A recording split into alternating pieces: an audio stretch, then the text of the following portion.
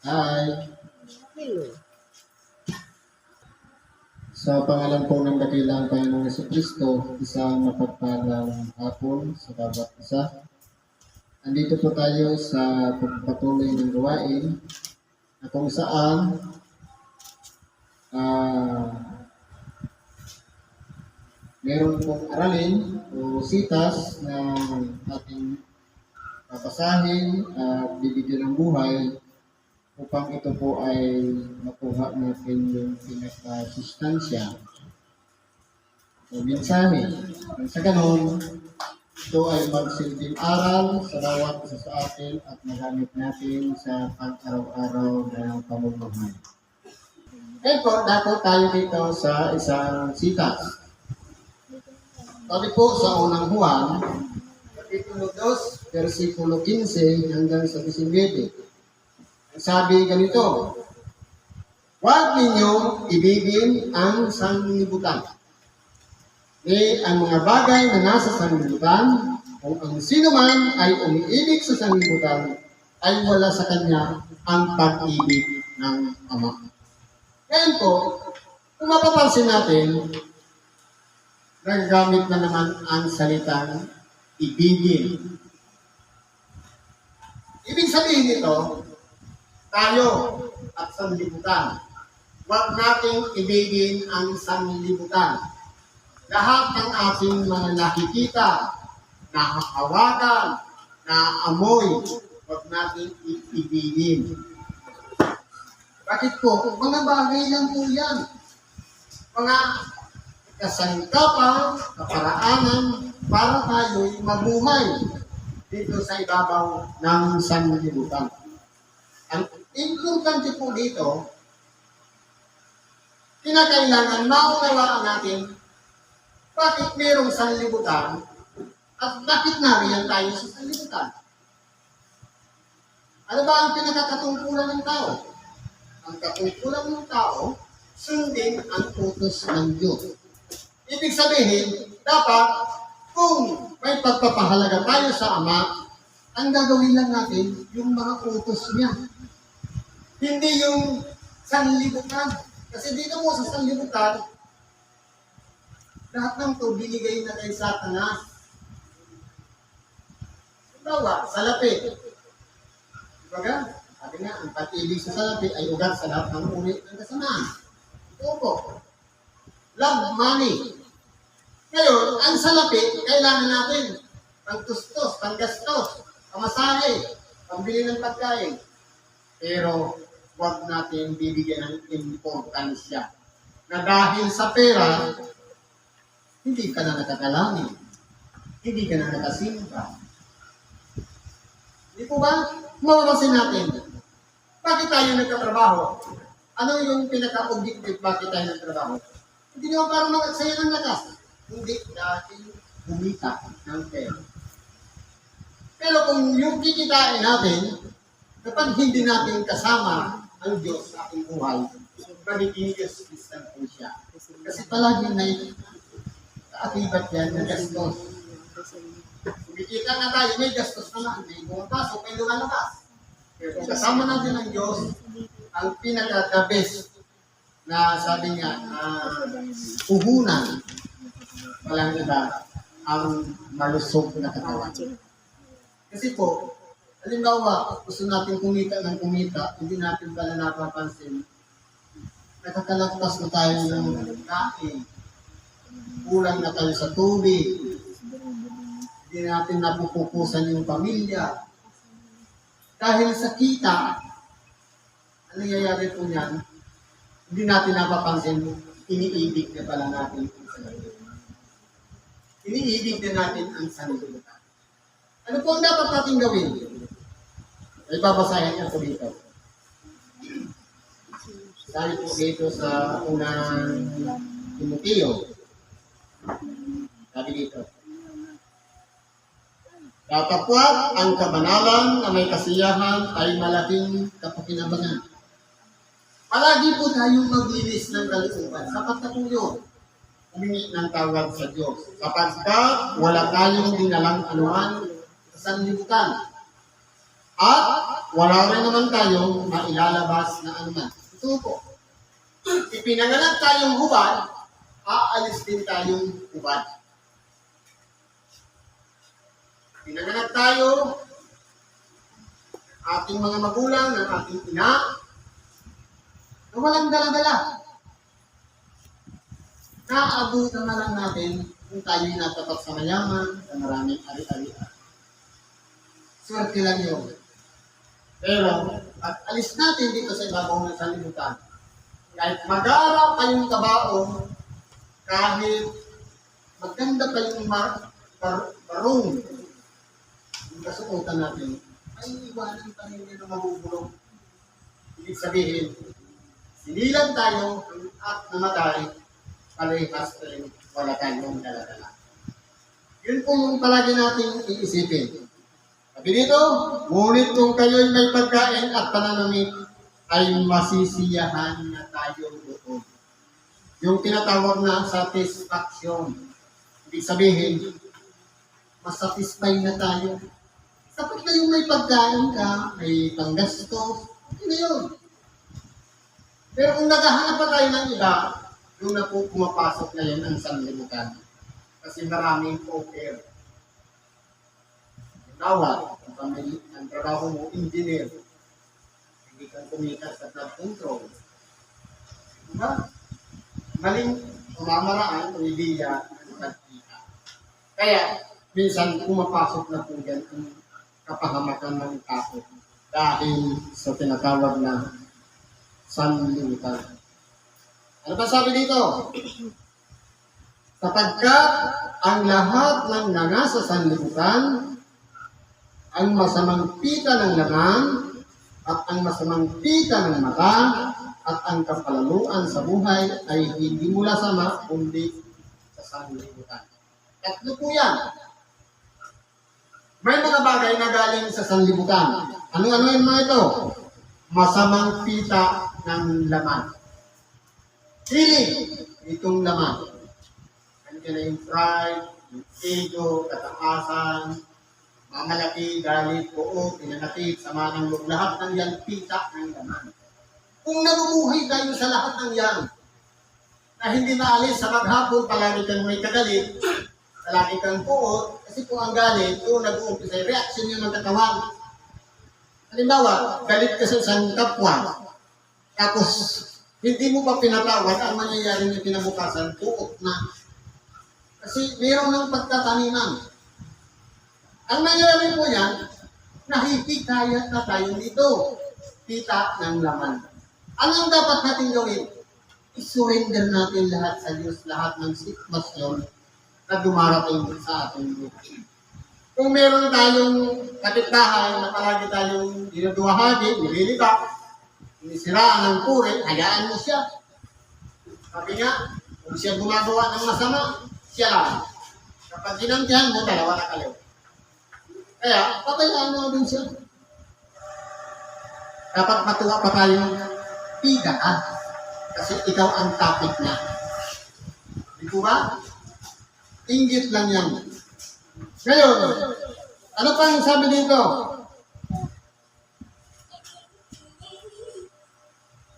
Masamang pita ng mata. Yung hilig ng mata. Yung nakikita. Halimbawa, parang gusto kong bilhin niya.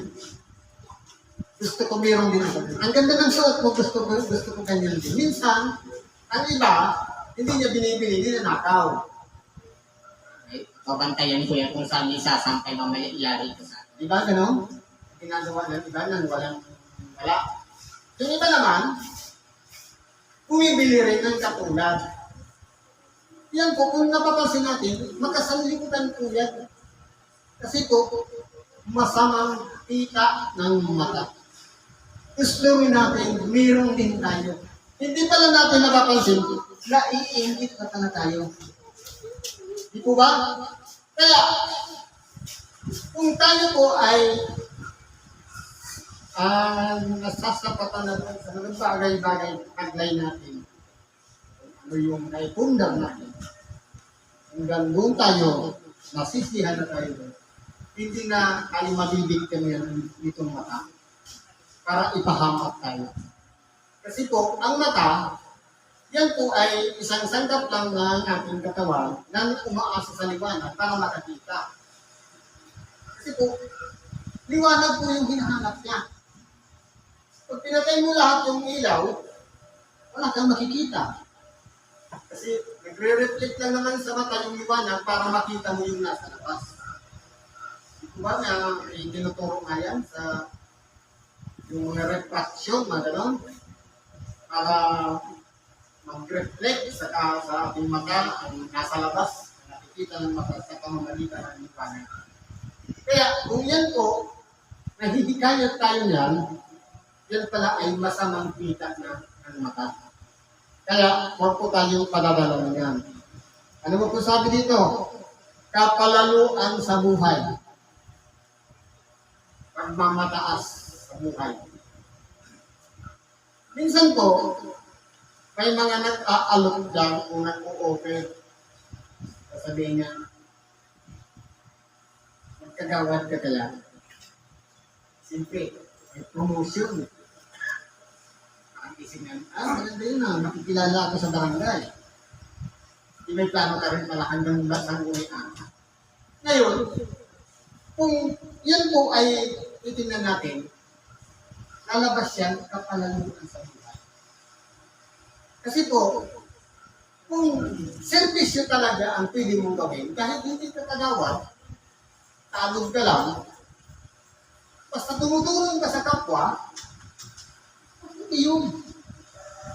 Pero kung halimbawa, mayroon ng pagmamataas, pagmamalaki, nakabandera kayong pangalan natin doon sa barangay, kapalaluan na po yan. Kasi po, dati noon, magkatotohanan pa yung tunay na servisyo kasi ang lahat ng mga kagawad noon, kapital, limbaryo, walang sweldo, walang honorarium. Ngayon meron na. Manipulado pa ng gobyerno. Sipin mo, lalaban ka lang ng kagawad, 50,000, kailangan mo ng puhunan. Kaya ang iba, nagkakaisip ng masama, parang magnakaw, parang matawi yung ginastos. Di ba na napapansin, nagiging kapalaluan na yan sa buhay. Hindi po yan mula sa Ama. Lahat yan galing sa sanlibutan. Kasi kung anong hinahanap natin, sumikat, maging bilang sa barangay, nalagay natin, sa sanlibutan pa rin yan. Masamang mata, sa sanlibutan pa rin. Kasi po, nakikita yung mga nasa sanlibutan. Inaambisyon natin na gusto natin mapa sa atin. Isa pa, yung pita ng laman. Lahat po yan galing sa sanlibutan. Kasi po, itong laman na ito, maraming hilig ito. Nandiyan ang hilig na bisyo. Ang hilig niya, napalagay natin, ala, garilyo, naluhog sa buhay. Lahat ng yan sa sanlibutan. Gawa lang ng tao. Ang taglay natin, yung kaloob ng Diyos na walang iba, yung kalinisan ng puso. Kung mapapansin natin, halimbawa, naging mabuti tayong tao, malinis ang ating puso, matuwid tayo sa harapan ng Diyos. At yung nasa paligid natin, hindi, hayaan natin sila. Hindi po natin dapat matulan sila, uhusgahan sila. Sapagkat mas pinapahaba ng Diyos ang buhay ng mga taong masasama para makarating pa sila sa unawa at magsisi sila at magbago sila ng kanilang pagkatao. Ganyan po ang Diyos, pero ang tao, nakawan ka lang, kulong na.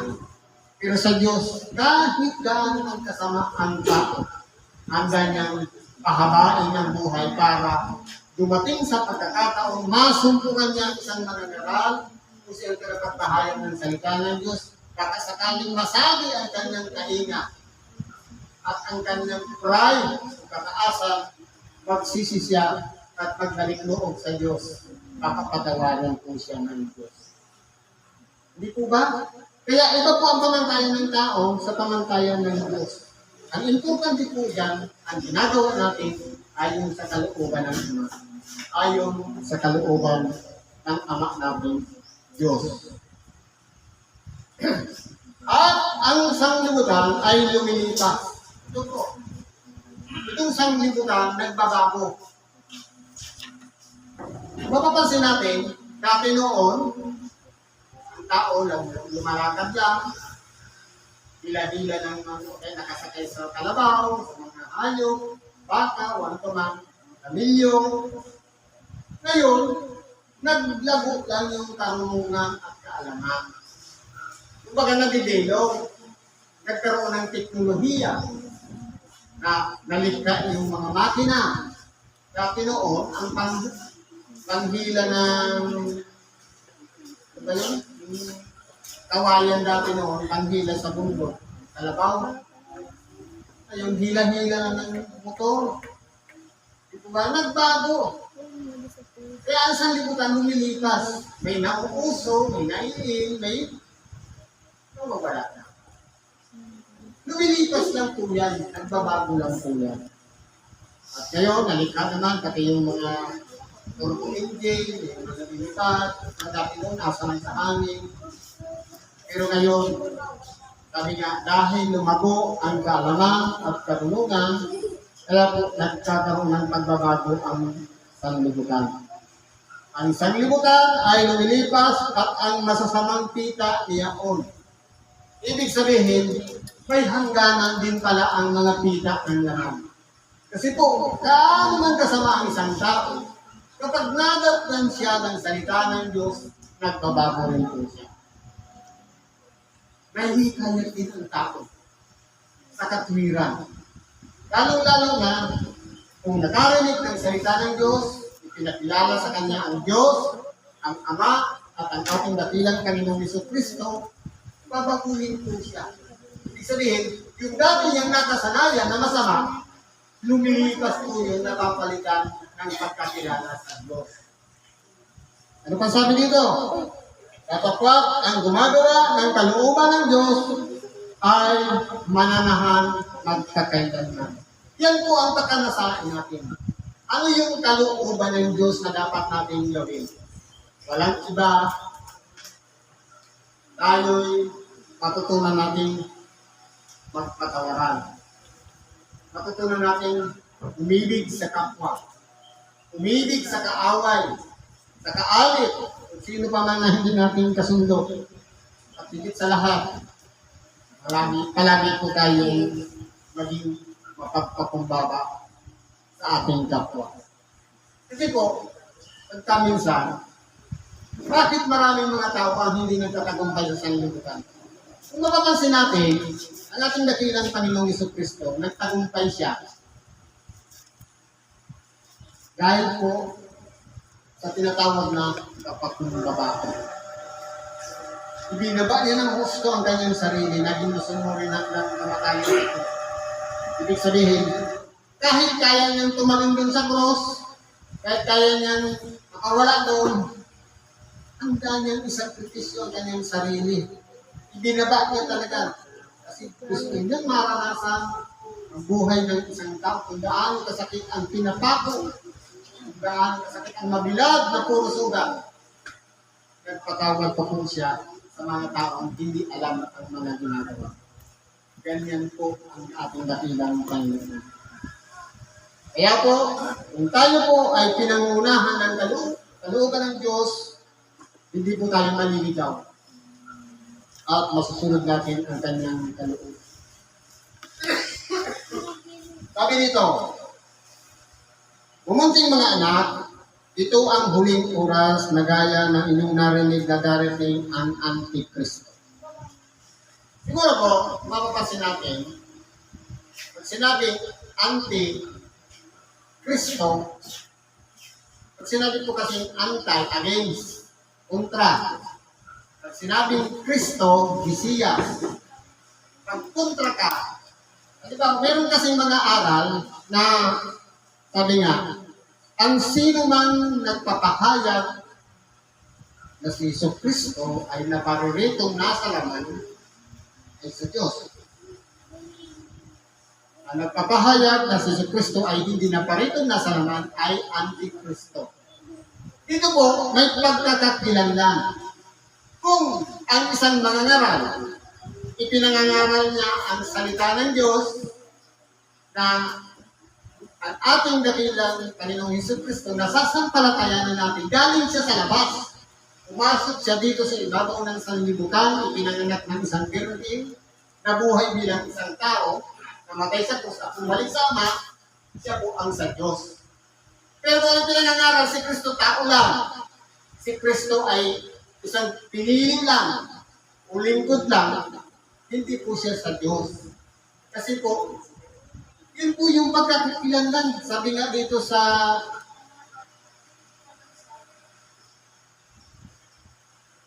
ano sabi dito?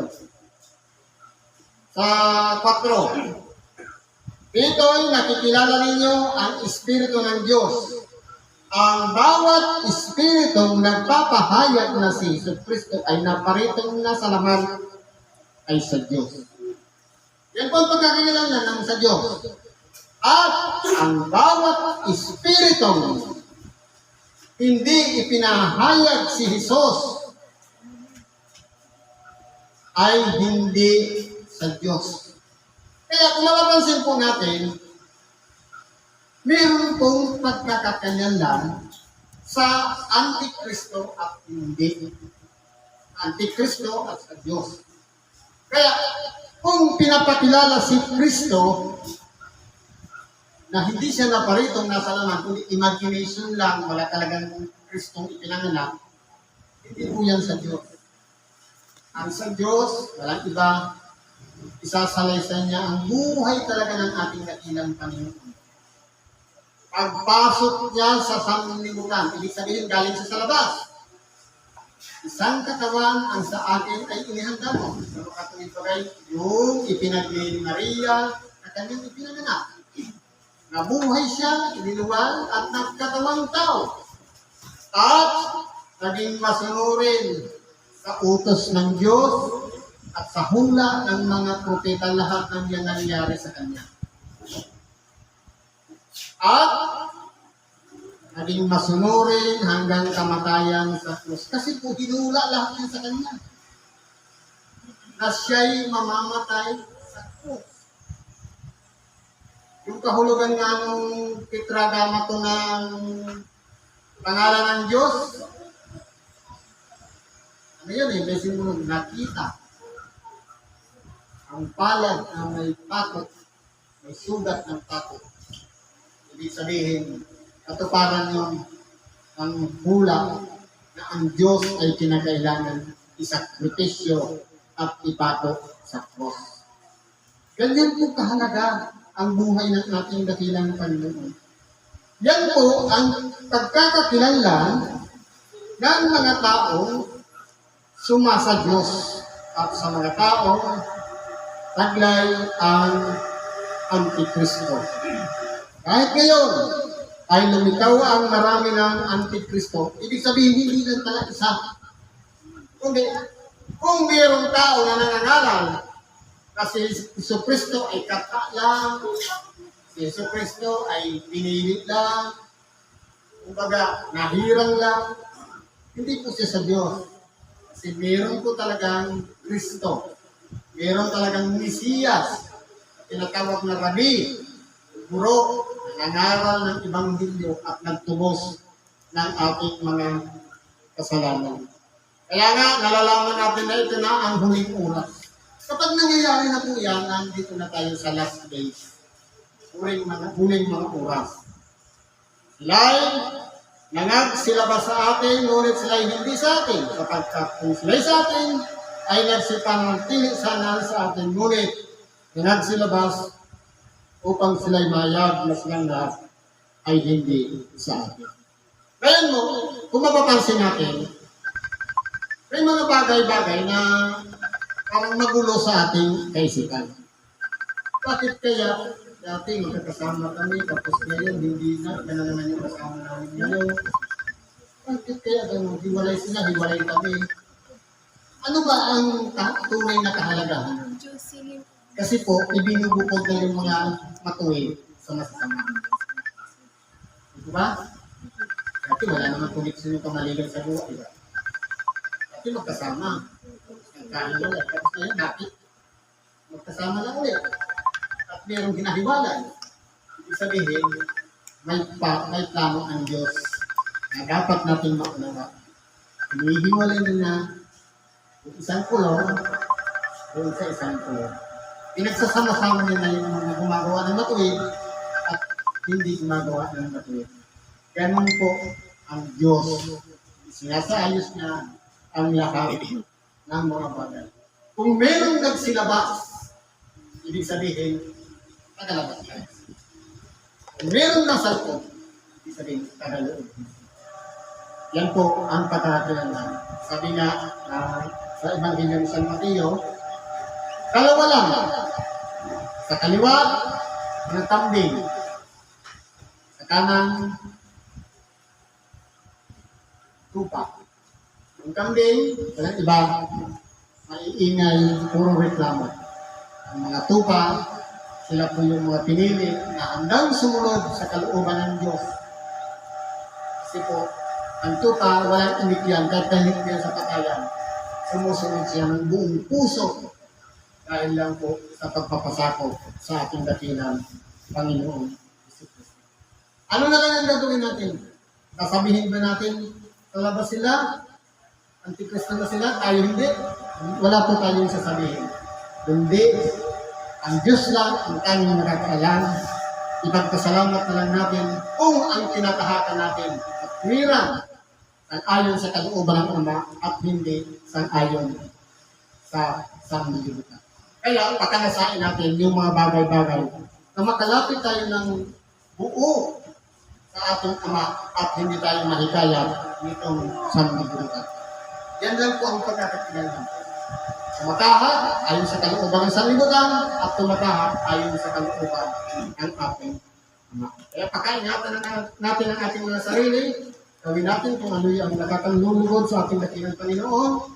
Pagkasakop tayo sa Kanya at papurihan natin sa Kanya ang Kanyang dakilang banal na pangalan. Sa ngalan ni Kristo Jesus. Siguro po, nandito na lang pagkikibago natin sa oras nito. Salamat sa Diyos at ang mga ating kahilingan, karainan. Ipagkatiwala natin sa Diyos sa ngalan ni Kristo Jesus. Salamat at mapagpalang hapon sa bawat